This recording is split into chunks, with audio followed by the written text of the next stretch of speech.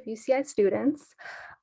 We aim to bring awareness of the social, political, economic, and cultural realities of Chicanx and Latinx communities by offering resources, programs, and a space where arte, cultura, and academia are interconnected.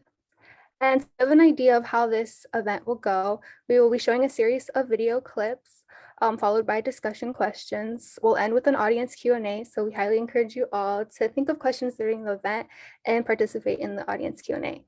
And last but not least, I want to give a thank you to Victoria Rocha, the center's program coordinator, who will be helping out with the presenting of the video clips and recording of the session. This session will be recorded and live transcription is available. However, the videos being presented will not be recorded in respect to Ehcrama's copyrighted material. I myself will be co-moderating the discussion along with Adeli Luron, the director of the Latinx Resource Center. And with that, let's go ahead and get started and watch some of Ehcrama's work.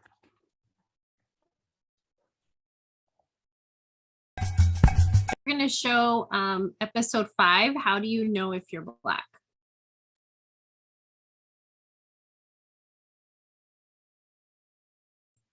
Welcome, everyone. So my name is Adeli Duron, and I'm the director of the Latinx Resource Center, and I use pronouns she and ella. And I have the pleasure of introducing Ehcrama Marche. We are so excited that she's here with us. I hope you all enjoyed the videos as much as I have.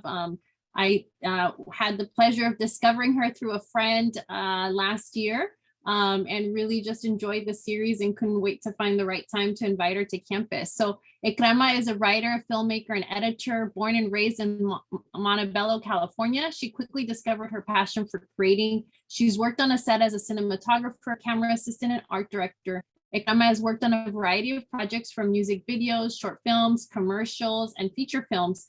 Since graduating with her bachelor's degree in film, Ehcrama has worked as a director of photography, art director, animator, with her latest creative venture being the creator of an animated cartoon telenovela series called Hella Black Mexican on YouTube. So welcome, Ehcrama. Thank you so much for being with us. Hi, thank you so much for having me. Yeah, and for me, it was, part of what really spoke to me is I grew up in Montebello, California. So it's my hometown. We don't know each other before, getting ready to prep for this. But we're not showing any of the videos that really speak to Montebello, but there's some glimpses of our hometown. And it's just like exciting to see a piece of my upbringing in your presentation and in your experiences that you're sharing with us. So I'm gonna, I don't know if you wanted to add anything. And no, I think you covered it really well. Okay. So I'll pass it over to Ana Marina. Or did we lose her? I think we lost her. Okay. Okay. So so our first question for you, Ehcrama, is you're part of what these clips showed us really, right, is the difference between you and your mom. And so how do you think that relationship between mother and daughter is affected by the difference in your skin color? Well, yeah, so your parents are usually your first everything. Like, to me, my mom was like the first person I ever genuinely loved and had love for. They're your figures, in life. They're your role models. So for me to look at the only role model in my life and I look nothing like her, it did somewhat affect me in a bit, because in a way, the struggles or the situations that I would go through, she won't necessarily go through that. She could feel bad for me. She could help me feel better, but she would never know exactly what it's like to, grow up as a Black little girl where the whole world is Hispanic. So in a way, it did affect me, but my mom did such a good job of, letting me know that she loves me, letting me know that, I'm perfect to her. And I think that's what always just mattered to me, that I was like perfect for my mom. And she always just emphasized that, like, you're beautiful, you are who you are, you're a star, you're this, you're that. So, but under that, you know, I did feel like I couldn't come to her about certain situations, or I couldn't tell her, I didn't feel comfortable telling her like, oh, mom, these kids from school didn't want to play with me because I'm darker, because I was just like, she wouldn't understand that. So there was just a couple things that I would keep to myself growing up, because I was just like, my mom can't help me with that because she doesn't look like me. She could have just told me like, oh, it's gonna be okay. But yeah, it would have been different if, you know, my mother was Black, because then it was just like, okay, I see me in her. But I would see my mom and I was like, are you sure I'm your daughter? You know, do you have proof? Obviously my birth certificate, but yeah. And you know, it's interesting because I think even when you do look like your parents, for some reason, like as a kid, like I remember questioning that for whatever reason. Like I would be like, what if I was adopted? I don't know why, but I think because you hear, you know, you start to hear about media, you know, just media, and you know, where your parents are watching TV and you're watching something that maybe you're not supposed to be watching. And so you get all these ideas stuck in your head. So I remember those times when I'd be like, but can I see it? Like, am I really your kid? Yeah, and then the thing was, you know, my brother, he's Mexican, and our skin tones are completely different too. So it was just like everyone around me looked nothing like me. So but yeah, I mean, they both just always did a good job of actually never making me feel different at all. You know, it was just never a problem. It was never brought up. So I felt like I couldn't really come to them and be like, hey, this is happening. Like I almost felt a little bit embarrassed to ever like share anything that was happening. And I think in that way the relationship was affected, just because I felt like I couldn't come to them. I felt too embarrassed to be like, hey, this is happening. But yeah. Yeah. So now we'll transition to the next video, which is episode 8, Don't Touch My Hair. And we'll move on to kind of after this, a discussion about hair. So let me make sure I'm sharing the right screen. I can find my mouse. So, I mean, I think, you know, it's really interesting when we think about hair, right? And the different textures of hair. I think our question is, how did finding out the information about yourself, how did you see the world differently? And did you start noticing race more? Yeah, so after I found out I was Black, I definitely started looking at color more. I was looking at race more. I was paying a lot more attention to it. And it was especially around that time when it'd be when we'd talk about Martin Luther King in class, because then, I mean, that's when your eyes are really open to like, okay, this is really happening. And the way they speak about like Black people and, you know, being slaves and all that. So my eyes, I mean, I definitely started to see color. I started to a little bit notice things, or maybe, I mean, things I wouldn't catch before. You know, I started to catch, or feeling like I was a little bit less than, is what I started to feel when I had that new perspective. And I think that's why, like in this past video, I really wanted to look like my mom. So it's like, okay, I could, if my hair is straight, I could really blend in and I look just like, you know, my mom, which obviously like a 9-year-old is gonna think that. But so yeah, I mean, after my perspective changed, I did try to see what I could do to my image to maybe look more like my mom, or feel like I'm a little more acceptable to society. Yeah. I mean, I think the big thing with hair, like how many, maybe a question for the audience, how many people had their hair shaved off as a kid? Because I've heard that, so like as baby, like it's like, I think when there's like as babies, I've heard that often. My family didn't do it, but I know I've heard a lot of people talk. Like, does anybody have any hands raised there where they, because that is a costumbre, like I don't know if it's just Mexican culture or if it's beyond that. I see one clapping of hands here. of somebody acknowledging that they know that happened, or it happened within their family too. Okay. So I know that is something. So, you know, I mean, it's just interesting, right? Like we all have these textures of hair, and I mean, even I have wavy hair, right? It's definitely not as curly as yours, and it's completely, you know, it is different texture, but I knew, like, when he's like, let me with the spray bottle, right, in the video, like, yeah, that's just a big frizz. For me, it's a big frizz, like. Yeah. Yeah, hair was definitely a challenge for not just me, but my mom. We would literally both be crying all the time because she's pulling my hair, and well, I'm crying because she's pulling my hair, and then she's crying because she's making me cry, and she's just very frustrated. And she'd call my hair a colcha, like it would, like a colcha, I guess a mattress, like she'd be like, it's like a mattress. And so yeah, I don't know, until till this day I always tell her, like, why did you shave my head? Because my hair was a lot less curlier when she shaved, like before she shaved it. After she shaved it, she said that it grew out really like crazy. Well, obviously like this. I think at some point it was gonna get like this, but yeah, I had a huge love and hate relationship with my hair.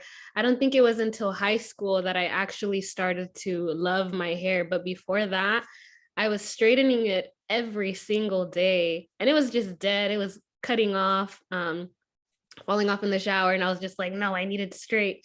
And I finally made that transition of like, I love my hair. I love how it looks on me. It compliments me well. And I just started rocking the curly hair. But yeah. Yeah, and I see Elizabeth mentioned in the chat that her mom wanted her to shave her kids' hair, and she just couldn't couldn't wrap her head around it. Yeah, it is a thing. And then putting the egg on it, I don't understand any of that, but yeah. Yeah. Okay. So we have so now we're gonna show video episode 7. Why are you so scared of Black people? So I think I have.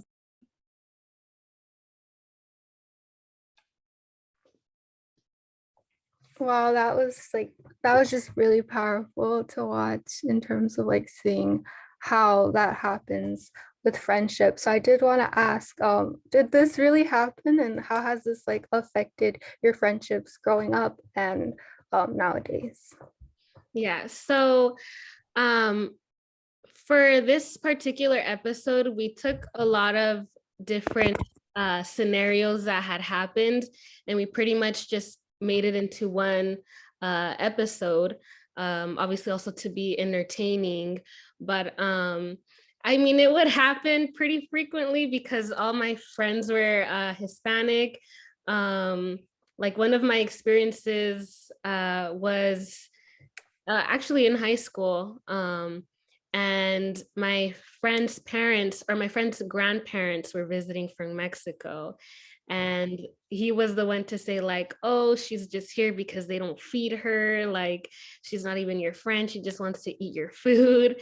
And I'm listening to him and I'm like, does he know he speaks Spanish? And my friend just started busting out laughing. And she was like, Tata, she knows what you're saying. Like, she speaks Spanish. And he just like got up and left. Oh my God. But yeah, so a lot of little situations, and it never really affected, you know, that specific friendship with my friends because it's not, you know, it's not them. Obviously, you know, our grandparents, they have different beliefs than we do because we are a little bit more, you know, educated in this whole race thing. We're more aware. We have more resources. So back then, you just believe what you believe, and that's it. So I wouldn't really it wouldn't affect my personal friendship with my friends, but it was definitely awkward. Like, it was definitely uncomfortable, and I'm just like, oh my God, I don't like that this is happening. I just wanted to disappear. But yeah, I wouldn't say it affected a lot my friendships, but I know I feel like my friends would tell their family ahead of time, like, oh, she's Mexican and she's Dominican and she speaks Spanish and she knows what you're saying if you speak Spanish, just to give like a heads up. But that also helped a lot of my relationship with their parents, because there was other girls that were Hispanic who looked Mexican or Salvadorian or whatever, but they didn't speak Spanish. And me, who I don't look like I'm Latina, I speak Spanish. So the parents always ended up loving me in the end, which that shouldn't be what it takes, right? Like for them to be like, oh, well, she speaks Spanish, so I like her now. But I think in that community, like if you speak Spanish, it's just a whole different, it's a whole nother world. They're very accepting, they're very loving. But yeah. Well, thank you for sharing that, and you bringing up language. I think that is something, unfortunately, like you said, that shouldn't be the aspect that like brings you guys together, but I think that's really interesting how Spanish can allow for those relationships to kind of get fostered. But thank you for sharing that. We'll go ahead and now stream the last episode, which is episode 11, Mi Favorita. That last sentence, that aunque tengamos nuestras diferencias, el amor siempre los unirá, that's really heartwarming in hearing that. And along with that lines, it's just seeing how the family dynamics in dealing with Blackness is very interesting. I wanted to ask you, do you have any recommendations on how we can push back against anti-Blackness within our families and the Latinx culture? Yes. No, good question. So, I mean, I think first would be having a discussion, about it. I think being vulnerable is really important. I'm very vulnerable and really open when I, talk about my experiences. So I think that opens, a space for discussion. Obviously, being educated and knowing that, knowing the history and all of that. But I think just being vulnerable and being able to talk to people about it, talk about your experiences, or it's something that I think, anti-Blackness that is gonna take time. I already think, the world is moving in a more positive way. But compared to now to obviously years ago. So, we're moving in a better direction. But yeah, I think it's just important having those conversations and for there to be content like this, for those conversations to be able to happen. But yes. No, yeah, I agree. And I just want to praise what you've been doing. It's amazing that you do all this, that you write, you edit, you animate. It's amazing work, and you're really doing your part to help, create these conversations around preventing anti-Blackness in our community. So thank you again. And I guess we'll get started. If anybody has questions for Ehcrama concerning her program, animated series, Hello Black Mexican. And I guess just to start the conversation, does anybody relate to any of these episodes that we saw? Does anybody want to share their experiences? So I'll go ahead and open, feel free to go in the chat or unmute yourself.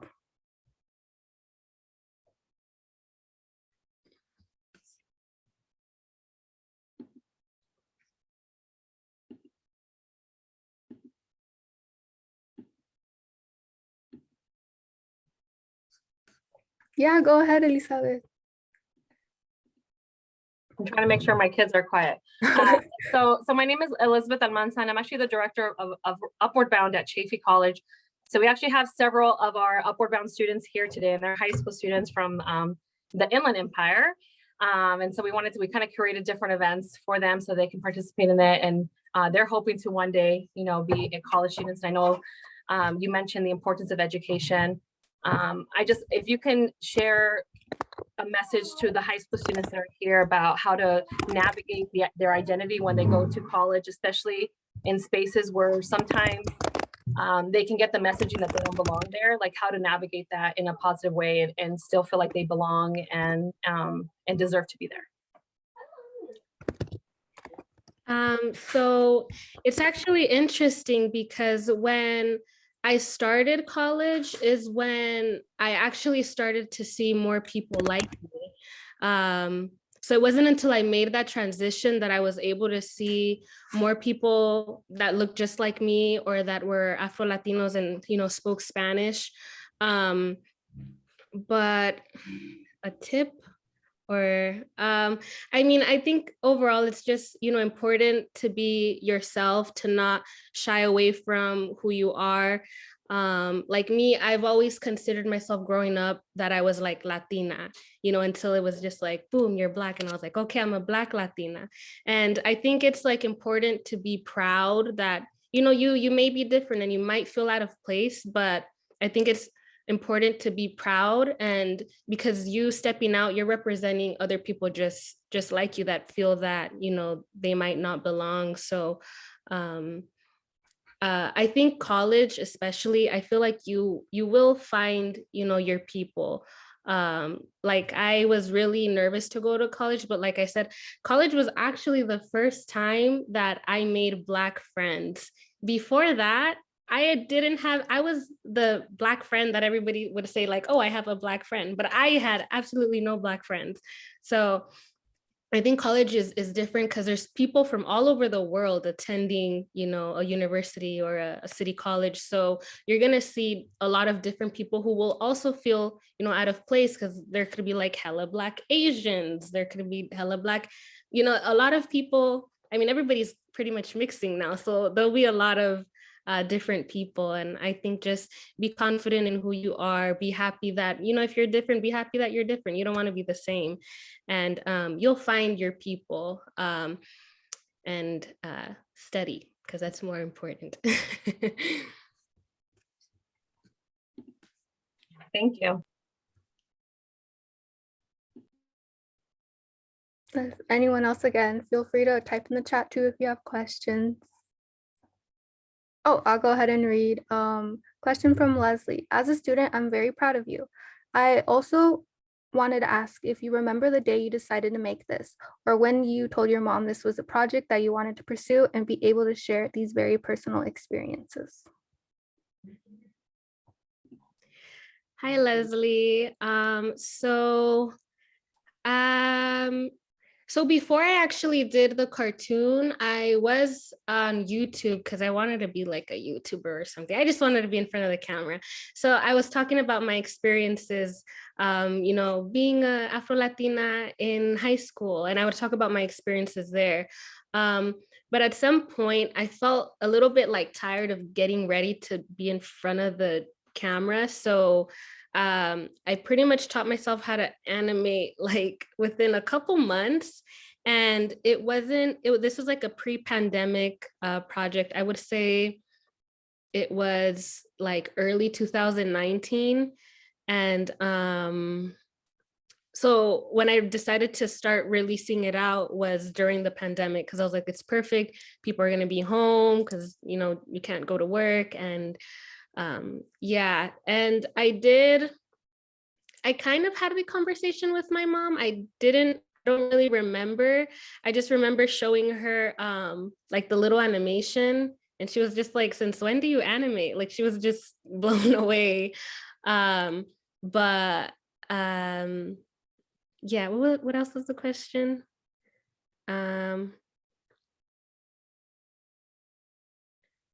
Oh yeah, so my mom my mom was very supportive all the time of me deciding to share my experiences. And especially because now it feels like it's like a diary that I'm like writing out, and all these kids get to relate, even grown people get to relate. But yeah, my mom was very supportive all the way. I think she gets a little bit I don't know if the proper word is like nostalgic, or she does feel some type of way, obviously, when she sees this, because she's like, wow, this whole time, you know, my daughter probably felt that way and she felt like she couldn't communicate that to me. But yeah.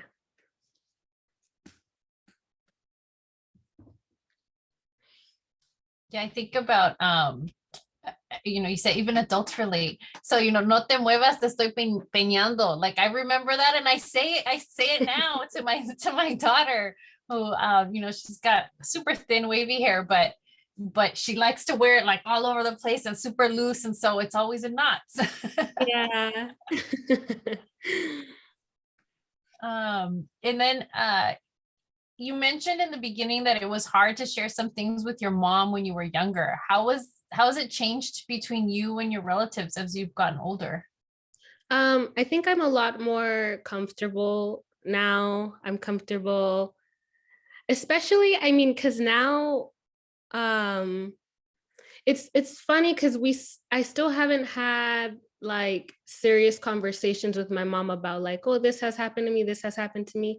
And I think it's because I found my outlet, which was creating the cartoon, to be able to like express those emotions or express my feelings. But I think I've gotten a lot more like open to talk about it. I'm more comfortable talking about it, especially now that I've met so much more people like me and so much more people telling me like, oh, I could definitely relate. Or I have my daughter who always, shares stories with me about the same thing. So I think having the cartoon has actually helped me have better conversations with my family and friends about it. I think my friends also were just like, when did this happen? When was this? So it's done good in having those conversations and people just becoming more aware.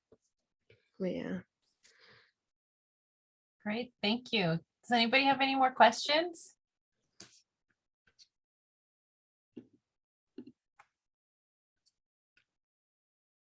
Or does anybody want to share stories on how they related to the material?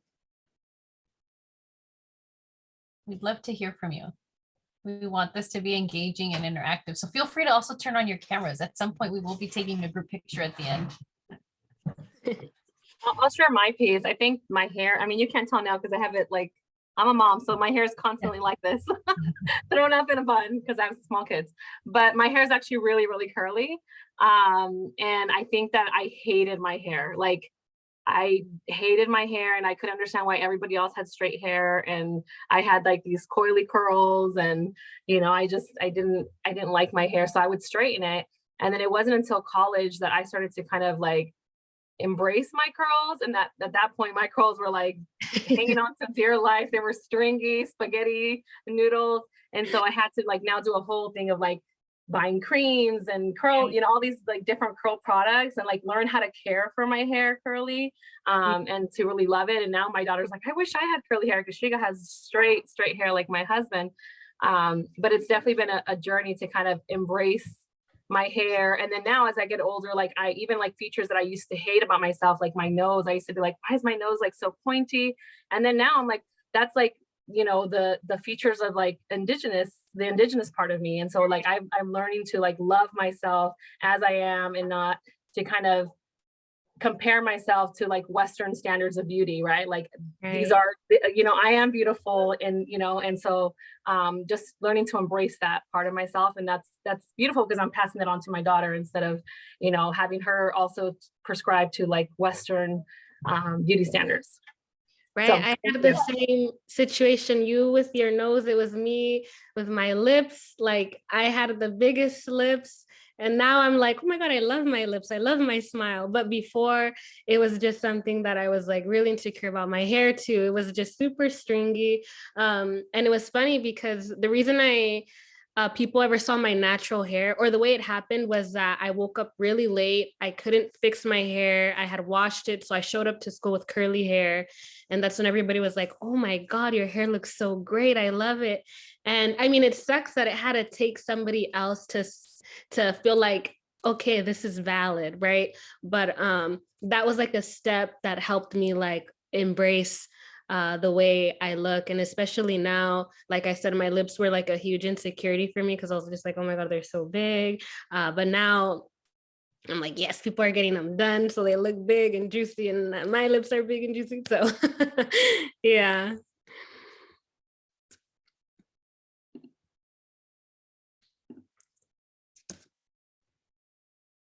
And I see we have a comment here. I'm super late, but from what I saw with the animations, it's pretty cool. I think it's amazing that you've used animation to express yourself and talk about your experiences as an Afro-Latina. Yes, I think it's easier also to show it, in cartoon form. It's easier to digest as a viewer, I feel. And for kids to enjoy and still get, a message or feel represented. I see we have a hand, Amber. Yes, I was just going to say something that I related to in one of your videos was when you went to go to a friend's house to try to do a project, the way his parents reacted with you.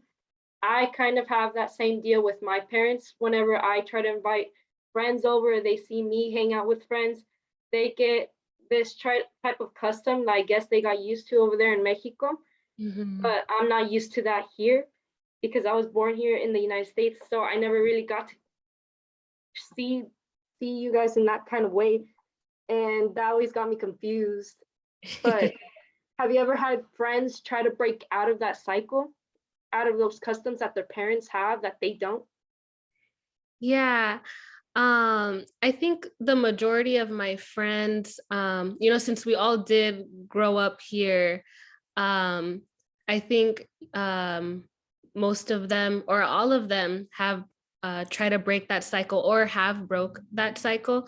With that story that I had shared that my friend's grandparents came, she had that discussion with them. And I think it's also our responsibility as being this next generation to, educate our grandparents and our parents to break that cycle. But the majority of my friends, not majority, all of my friends, I think have tried or continue to break that cycle with, older relatives.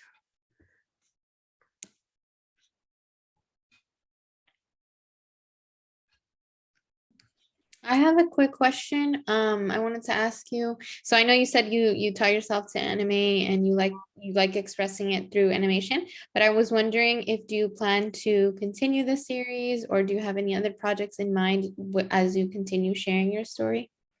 Yeah, so I do plan to continue the series. I'm gonna finish this one up, and the next one is going to be a whole other vibe. It's gonna incorporate a little bit more Black culture, hip hop, more Mexican culture. It's gonna be just a whole another vibe. Special guest on the next season. But I do plan on creating more series, and not just series that circle around being like a Black Mexican or being Afro-Latina, but just making content with Afro-Latinos, just because you never see it. So creating like right now I'm working on something called Reina Adelina, which is Afro-Latina superhero. And then we're developing another character called Lemon Pepper, which is just like this other Afro-Latina character who's just like very like anxious and crazy, and she's just very loud. And then so yeah, I'm still my goal is to just keep creating content and pushing like Afro-Latinos to the forefront, because it's, even when we are represented, you never really see the darker people, in front of the screen. It's always the lighter skin people. And we can't leave it up to these casting directors and these people to represent us properly. So I want to make that my goal to, represent my community, represent the Black community, and really put our people in the forefront. So yeah, I'm continuing the series and more projects.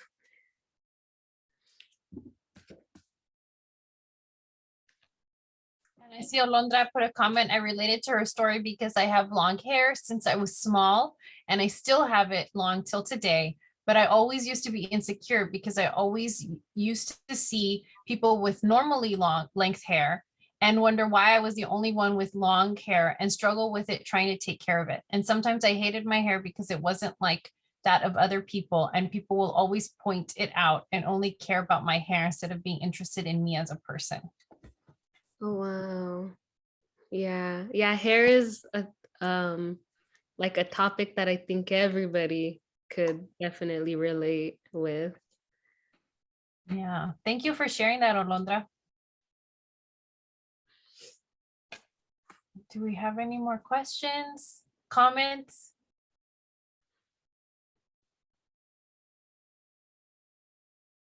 Hasmin? Jasmine? Yeah, I have a comment.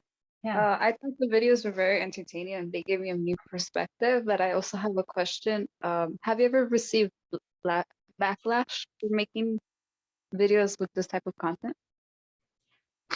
Yeah, not as much yet, but I expect, that one day I'm gonna receive maybe more. But I have, and most of it has been, like when I share my story, it's basically my experiences, what I've gone through. And people will be quick to say like, oh, that's not true because we're not like that, or that didn't happen because, da da da da, which is fine. Obviously the content I make is not going to be for everyone. It's not going to suit everyone. And so yeah, I have received a little bit. It hasn't been anything crazy. I think most of it has been from the episode that we had seen where she goes to her friend's house and then the parents are, you know, not accepting of her. I think that's the one that received a little bit of backlash because people were just like, no, us Hispanics were very open and we're very loving to everybody. And, you will find those people too. Not all the families that I went to go visit were like that. But I talk about certain experiences that I went through. So yeah, I've received backlash, but I've also received like a numerous amount of support and people telling me like, wow, this represents me, this is like my story, or I want to cry. And so that's really what keeps me going. But I think for everything, there's always going to be a person who doesn't like it, and that's fine because it's not made for everybody. But yeah,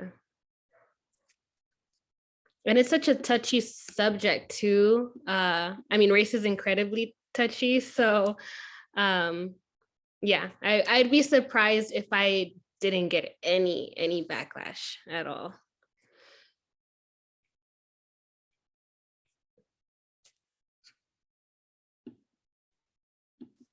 And then I see we have one more comment. We love to see it.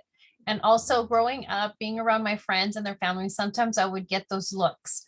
Yes, I'm Black, haha. And I understand that you're saying what you're saying when you talk about me, but I love the work you're doing. Addressing anti-Blackness in the Latinx community is super important, and especially so at the end of the day, we can show each other solidarity.